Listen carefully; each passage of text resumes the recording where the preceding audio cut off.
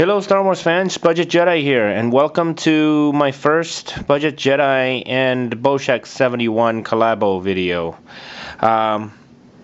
As you guys know, whenever I make dioramas, I try to use the most updated version of all the figures that is involved in the mini scene or the diorama. And today we'll be doing the torture chamber, the droid torture chamber.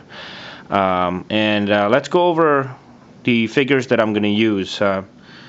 First, we have 2-1B here. This is the Power of the Force 2 versions. I'm going to go ahead and put the price that I paid for it, so you guys can get an idea of how much this diorama costed me. This is 8D8 from the Power of the Force line, which comes with 8D8 as well as it says Droid branding device, which then leads us to this set, which is the Jawa with Gonk Droid, also from the Power of the Force. Very nice, very detailed figures. This Gonk Droid is really cool. It's got walking legs. See that? You can push the button on the side and walks the legs, and at the same time, if you put the legs up, it will be able to stand on its own. And it's got the lighting eyes Jawa with the window top there. Very cool. I have C-3PO and R2-D2 from the Resurgence of the Jedi pack. If you want to get technical and accurate about it, then you want to use these sort of dirtied up droids. You know, the dirtier the better, because they were in the desert. So here's dirtied up C-3PO, again from the Resurgence of the Jedi pack. And now on to the 9D9, again from the Power of the Force line. Comes with the droid as well as the control panel. Moving on, we have one Gamma Ray on guard from the vintage line. I actually have two of them, but one is carded, so I really wish I had two Gamma Ray on guards for the diorama. But for the other figure, I'm just going to use Giron here because I don't have another Gamma Ray on guard. Alright, and last but not least, we have a special package actually sent from England to New England. I'm going to go ahead and read this. It says, Boshek was air. This is really funny. Thank you, Boshek71, for giving me this figure, a key figure in the diorama. Let's go ahead and open it. Okay, and here is what's inside Boshek71's package, besides a really nice note. First, we have my first ever Clone Wars figures. I don't collect Clone Wars, but Boshek71 kindly sent me a brand new, still in packaging, Captain Rex. And this is definitely one of the best sculpted Captain Rex. A very iconic figure when you're talking about Clone Wars. I'm really happy to have him. Thank you so much, Boshek71. Very great figure to start out my Clone Wars collection with. Moving on, this is the main prize of this package. It's CZ4, the also known as the cross-eyed droid. There you go. If you guys remember, this droid or parts of him was at the door upon C-3PO exiting the droid torture chamber, and I remember it being a very powerful scene. I mean, it really scared me to to watch this figure or this droid being in there. I believe this is the 30th anniversary version. Been looking for this on eBay, couldn't find him at a good price. but Boshek71, kindly sent me his. Really nicely articulated as well. It seems that he has articulation pretty much everywhere, including even a torso, a ball jointed torso. So we'll add that to the lineup. And apart from that, I think we have pretty much everyone we need to get started. This is one of the coolest, easiest dioramas to build, I think, because for the rest of it, you really just have to grab a bunch of junk. I got some lights here. I have an orange juice bottle cap, or a sweet tea bottle cap. A couple of my Tatooine accessory robots. And I do know that I have some leftover Build-A-Droid parts that I can use. So let's go ahead and get started. Okay guys, the first thing we're going to do is we're going to set the stage for this whole diorama, which what I did here was I just grabbed a used up box and I butchered it into a little corner because I wanted to set this whole thing in a corner. The easiest way I know how is just to grab a cardboard box. Yeah, that's about it. I'm gonna go ahead and make it look as dirty as I can, which is I'm gonna take some leftover spray paint and just kind of spray all over the place to make it look very grungy.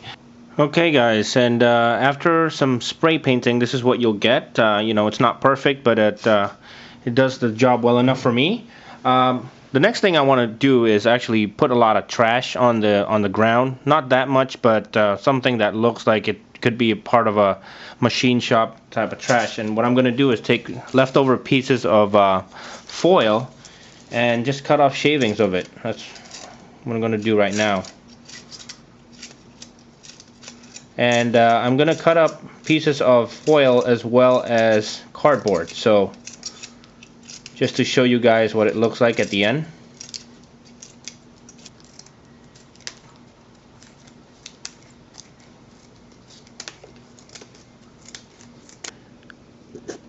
Now I'm just using a permanent marker just to make random vague strips of leaks on the wall. One of the most important parts of this little diorama is the pipes that you'll see in the room as well as on the droid torture device.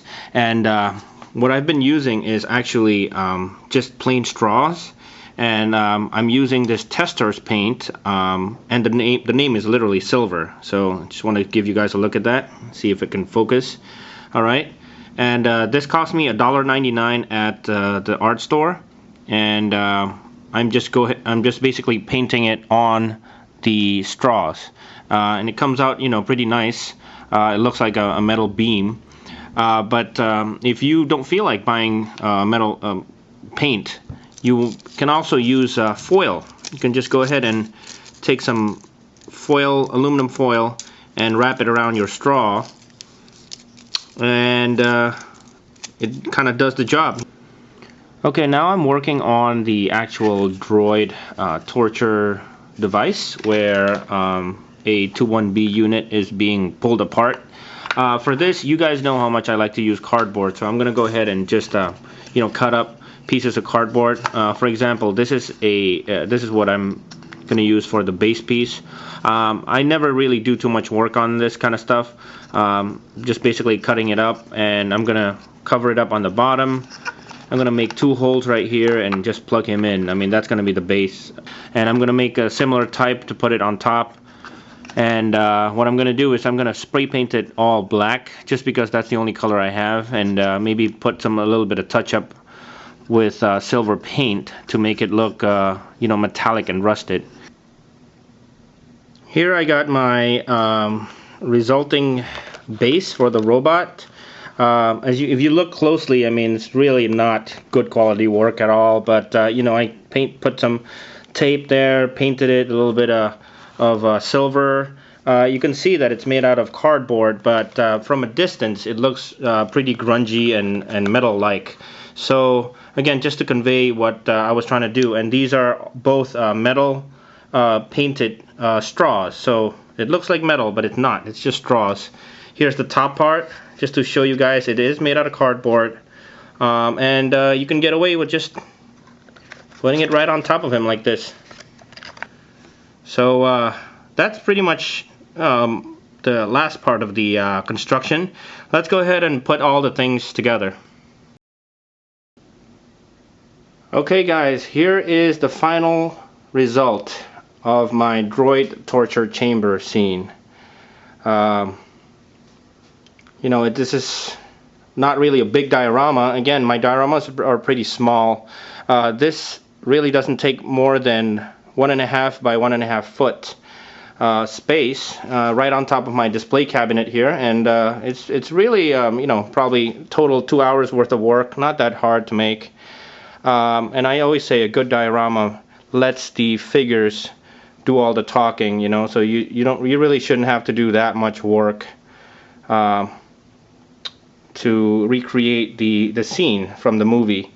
Let's go through it. Here's R2 being interviewed or scolded by 9D9 here.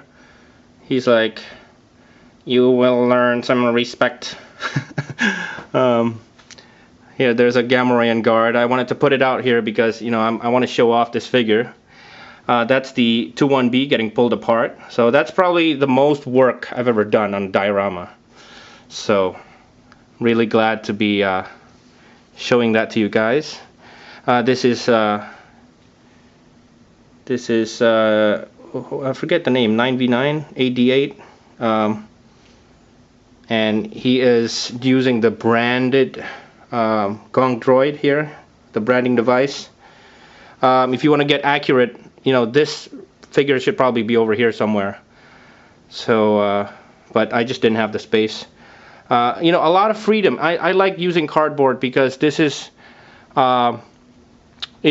cardboard is really perfect for Tatooine dioramas because everything is supposed to be made out of clay, and so it's already brown. So that's, you know, I think that cardboard was perfect to use in this case.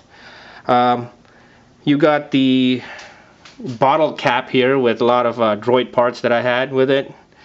So, you know, you can use anything you want. I got, you know what, I got some random pieces here of pipe looking things. I could have easily just put that there.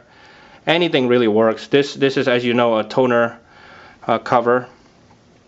Going back here, this one's for you, Boshek71. I'm putting the CZ4 right next to the door. I don't have an extra Gamorrean guard because it's carded, and so I'm using Giran there. And C-3PO is just scared out of his wits. See if we can get a look around the cardboard here. See, I remember one of the scariest things I remember as a kid was looking at that robot by the door in such an unnatural position. So, and I think that covers it all. You know, there's a lot of other materials you can use as well. For example, you could have used styrofoam, but not only is styrofoam harder to find these days, it's also not good for the environment. So if you can avoid using it, please do. Save the earth, right? So I'm really happy with the way this turned out. I'm gonna have this displayed for a little while. And most importantly, thank you, my dear friend Boshek71. As always, I'll put his link on the bottom of the screen or underneath the video. But if you are subscribed to me, there's about 100% probability that you are already subscribed to Boshek71. So this guy doesn't need an introduction. As always, guys, thank you so much for watching, and I do have a couple of other collaboration videos in the works, and I hope to be getting that done very soon. So thank you for watching. I'll see you guys on the next video.